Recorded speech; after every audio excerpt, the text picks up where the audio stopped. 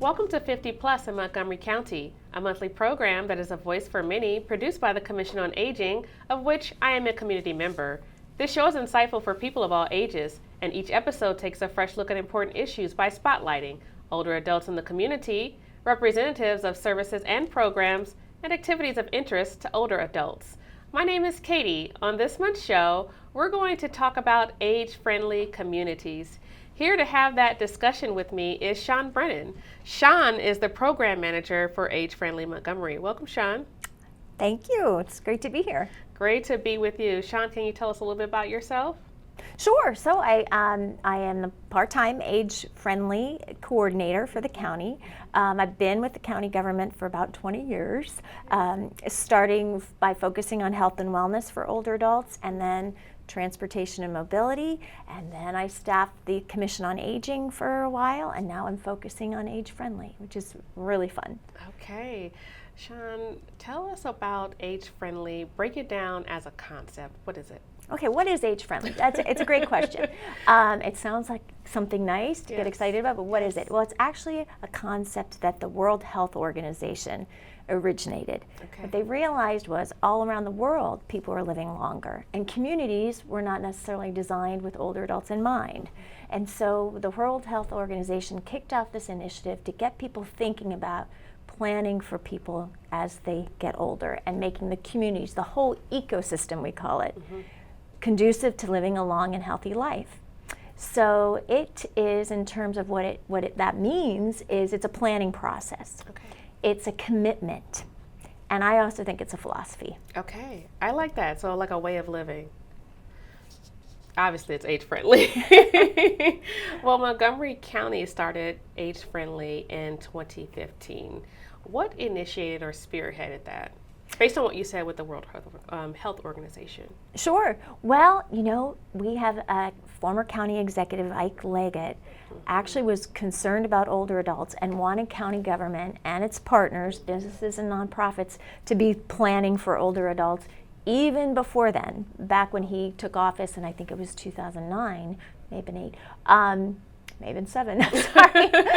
Whenever he started, there was something called the senior sub-cabinet. Okay. So that's senior, in that case, meant older adults. So he was bringing together all across county government folks to be thinking about, within sort of domains and departments, what we were going to do to make sure that the county was a good place to live. So when people started hearing about age-friendly, some people thought, well, we already have a senior sub-cabinet, so we're good. But the Commission on Aging really encouraged the county government to embrace the age-friendly concept and to connect with the other communities through this age-friendly network that were doing this work in the U.S. and around the world. So very much it was the Commission on Aging's encouragement. Wow.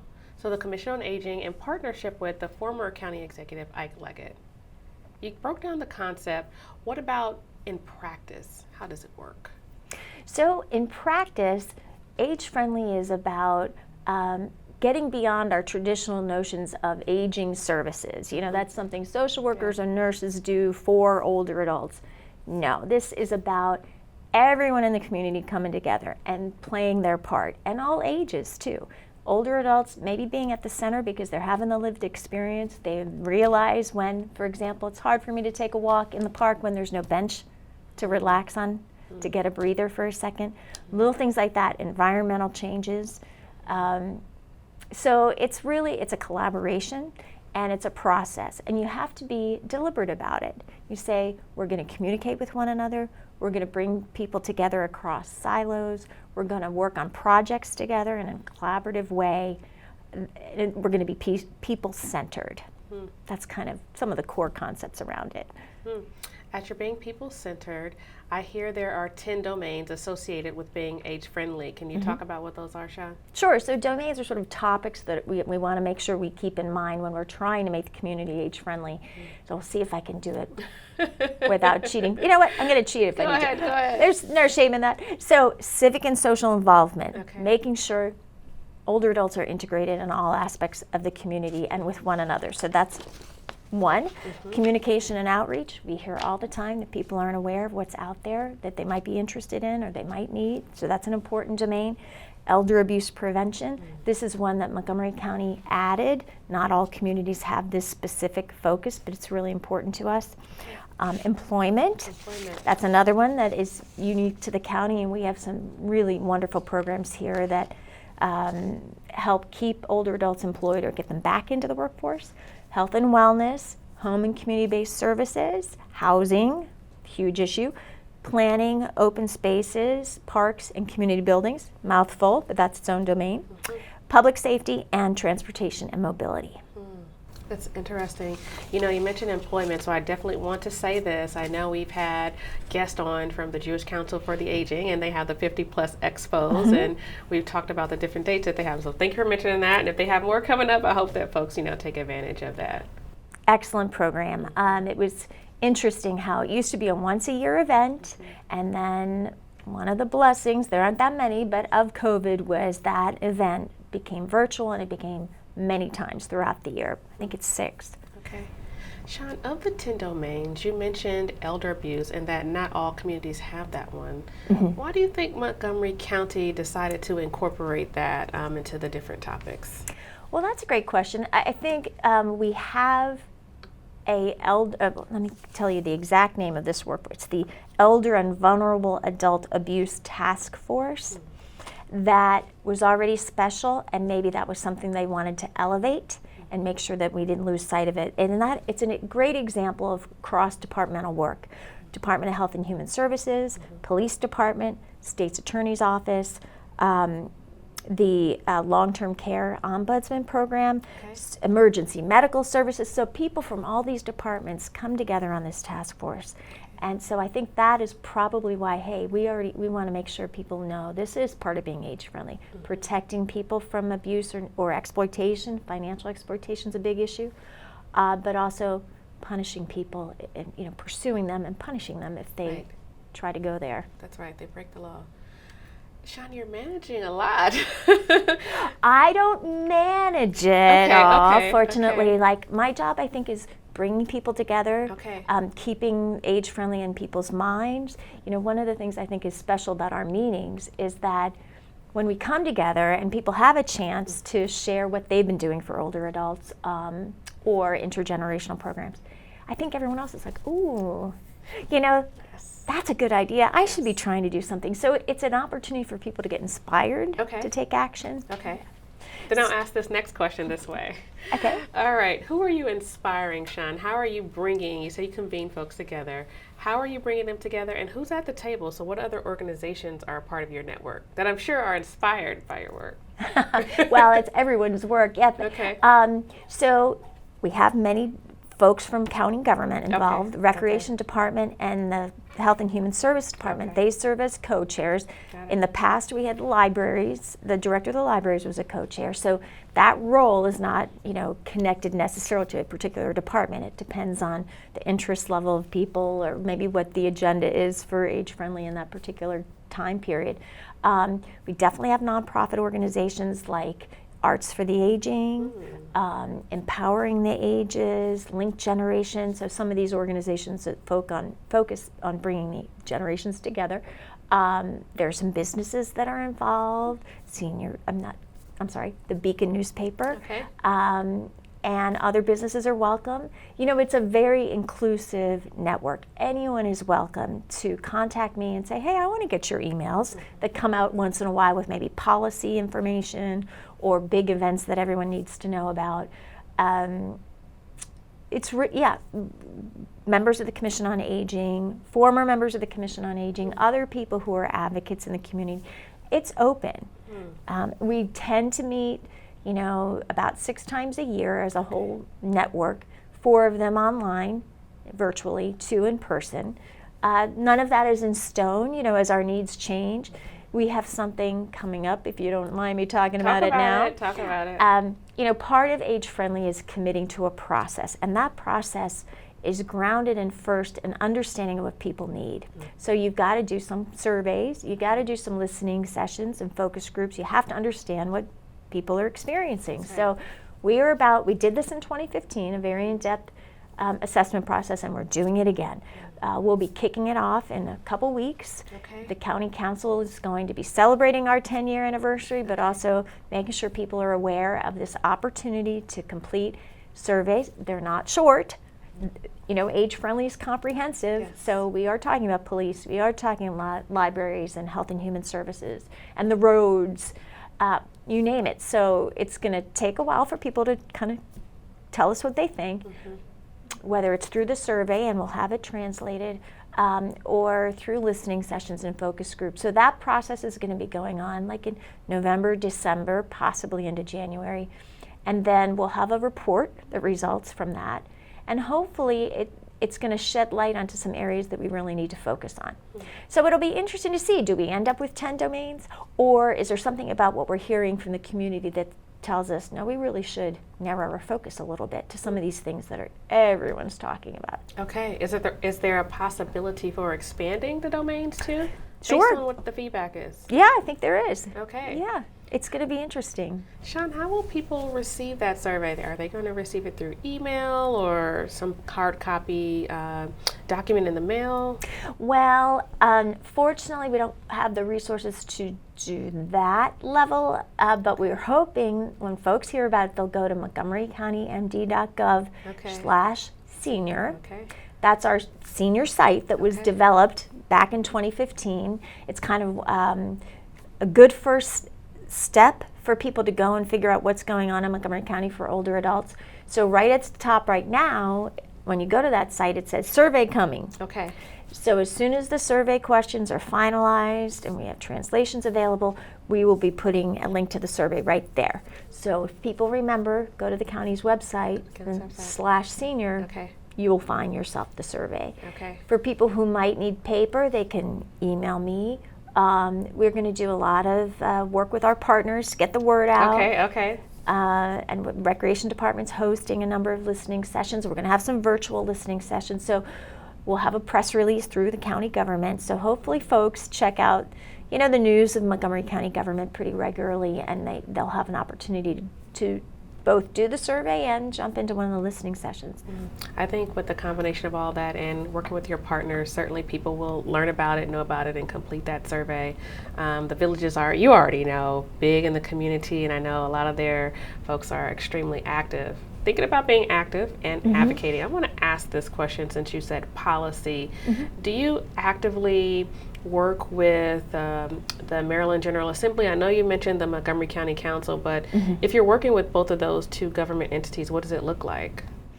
So, so far, Age Friendly hasn't been directly advocating, but we work so closely with the Commission on Aging. And the Commission on Aging is unusual in that it is empowered to advocate at the county level, at the state level, and nationally. Okay. So yeah, if there's something that the partners somewhere in the Age Friendly network is seeing as an issue, then we give that message to the Commission on Aging, and very often they do write letters or show up and testify. So there's, it's sort of like an overlap of the two missions. Okay. Well, I was going to say you've been around for 10 years, but you've been around longer, 20 plus. But for the 10 years that Age Friendly has existed in Montgomery County, talk about the milestones that you've achieved, that the program has achieved. It's pretty exciting. I think the ones that stand out to me are the ones that do involve multiple departments or multiple sectors, right? Okay. So one of them, or the other thing is when it involves programs that you wouldn't think necessarily are thinking about older adults all the time. So for example, we have World Elder Abuse Awareness Day. This is a day that we recognize once a year, and it's got all the partners there. Okay. The ones that are involved in that task force that I mentioned before, but also the Recreation Department and many nonprofits. They want to make sure that people stay safe, and that they understand what the red flags are, that something's not quite right. Okay. So that's gone on many years. The planning department, when they created their pedestrian master plan back in 2023, we worked with them to make sure that they're thinking about the needs of older adults and people with disabilities when they're coming up with new ways to get through the community as a pedestrian in a safe way. The county council approved accessory dwelling units. That's when people can take maybe their basement or part of their property and add a small apartment. And for many people who want to have maybe intergenerational families, the old mother-in-law suite concept, not limited to mother-in-laws, but that's really helpful, adding to the housing stock. Yes. Let's see, what are some of the other ones? Mobile integrated health program. This was something I was involved in helping with many years ago. It took a really long time to chip away at this idea that there are certain people who are calling 911 a lot. And they would go to the ER and then they'd be home, and it was sort of a revolving door. But with time and deliberate work and blood, sweat, and tears, as they say, the fire and rescue and HHS and others figured out, okay, these folks maybe have some special needs that require some attention. And so as a result of that, people are not going to the ER as frequently, and some of their ongoing needs are being better met. Yes. One of the other exciting things, folks may know the Silver Spring Recreation and Aquatic Center. Yeah. So they're just opened, right? Not too long ago? About a year ago or so. So it's a beautiful community center, aquatic center. Right there, that's new and innovative. Plus senior housing right there, the Leggett, and Holy Cross Hospital having a health center there. So that's really something to celebrate. And hopefully we could do more of that. Okay, you said do more of that. So that's part of my next question. You've had these great milestones. What are some other goals that you have that you want to achieve? So many communities involve the hospitals and the healthcare system in their age-friendly work. And we have sometimes, and some of the hospitals have been involved with our health and wellness, but I think we could go beyond what we've done. Okay. We've done a little bit of work, the Commission on Aging has done a little bit of work with universities, but that's an area of improvement, and businesses. We do have some businesses, but it's been fairly small. And so expanding the involvement of businesses, in particular, like with our employment work, it's really important. And now that the world is changing in terms of employment, but one thing like AI doesn't necessarily have is wisdom and experience. And older workers who have been around, they can look at something that AI produced and detect where, oh no, that's not quite right. And so we really need to keep them in the workforce. We need that institutional knowledge. Yes, we do. Sean, you work with a lot of people. Clearly, this is a passion project for you too. It's my understanding that you're doing some writing. Can you talk about it? Oh, writing?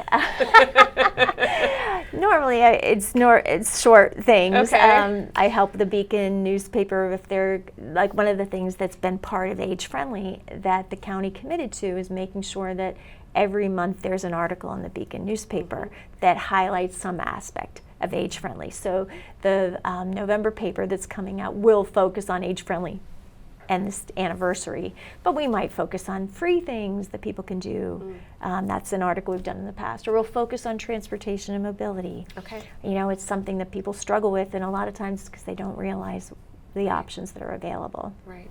What are some innovative approaches that we can take to being an age-friendly community? And what I mean by that is something that looks more intergenerational. Is it just for older adults? I think that is absolutely something that we could benefit from looking at more. We do some intergenerational stuff, a lot of our nonprofit partners in the recreation department. Okay.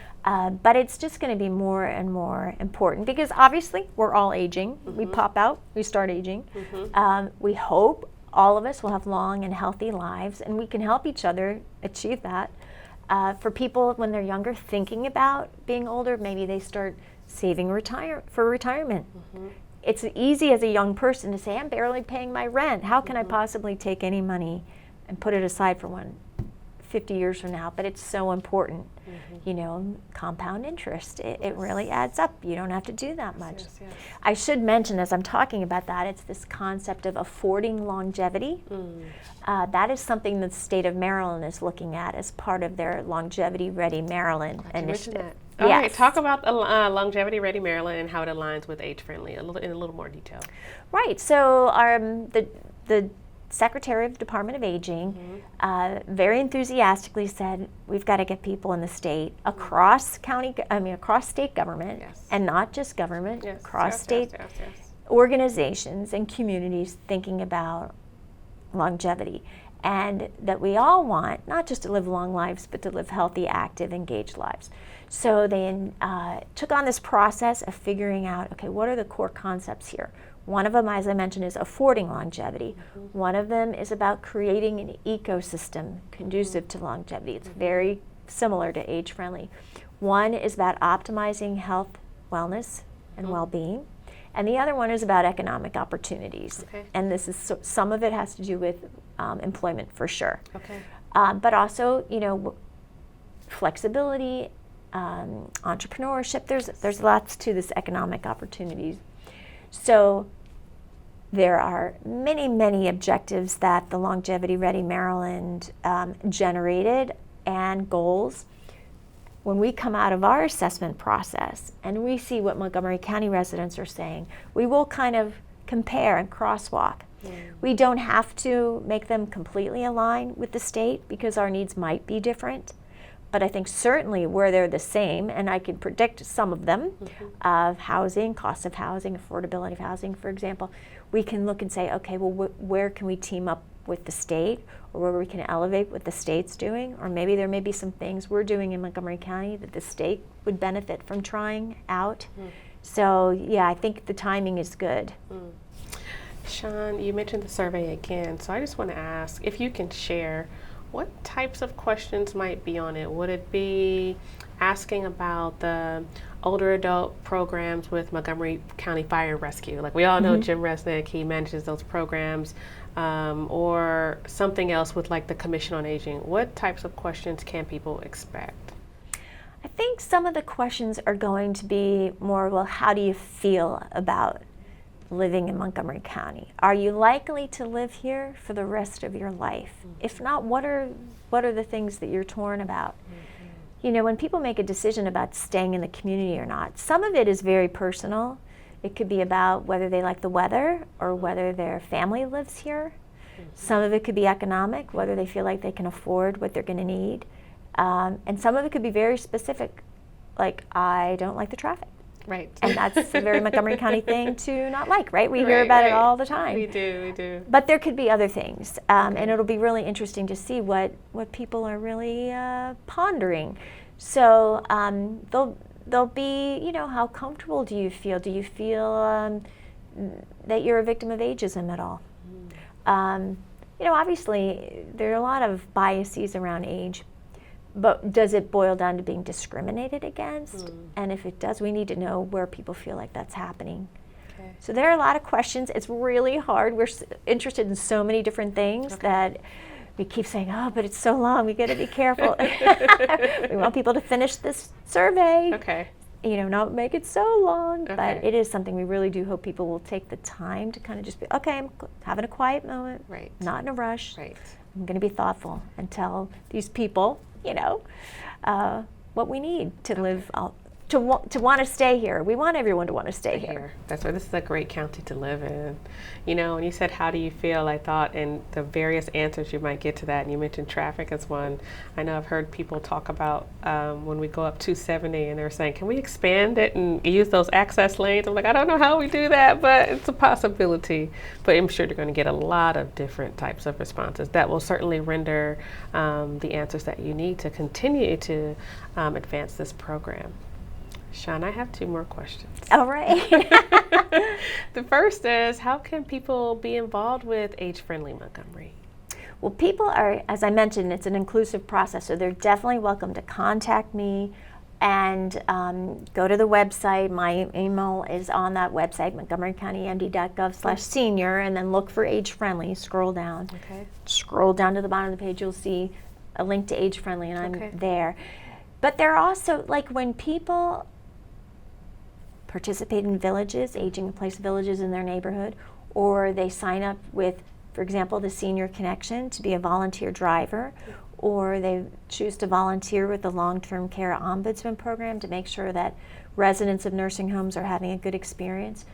when they decide to help people with their taxes and be a volunteer there, or help people sign up for their health insurance and understand their health insurance choices through the SHIP program. All of these kinds of ways, when they check in on their neighbor on a snowy day because they're not sure if that person is doing okay, just that kind of thing, that's all part of being age friendly. Reaching out, realizing we're a community, so it can be formal or informal. Not being afraid to contact county council members when there are issues of concern. The council, the county executive, county departments, we need to hear from people. Okay, and so anybody can be involved. Absolutely. Okay, I know actually the producers of this show, I know one for sure is involved, Jean, so that's exciting. I only have probably 30 seconds, but if you want to give your final thoughts in 30 seconds, that would be great. I just encourage folks to check out the website, montgomerycountymd.gov/senior. As I said, scroll down to age friendly, but look at all the information we've got there. Also, just so folks know, Aging and Disability Resource Unit can be reached at 240-777-3000. Right. If people have any particular needs, give us a call. We'll talk it out. Thank you, Sean. It was great connecting with you today. Thank you. Well, that concludes our program for today. As you can see, the voices of those 50 plus matter every day and in every way. To learn more about services for seniors in Montgomery County, please visit the Montgomery County Seniors website by visiting montgomerycountymd.gov or call the Senior Resource Line that Sean just mentioned, 240-777-3000. And as always, thank you for watching 50 Plus in Montgomery County.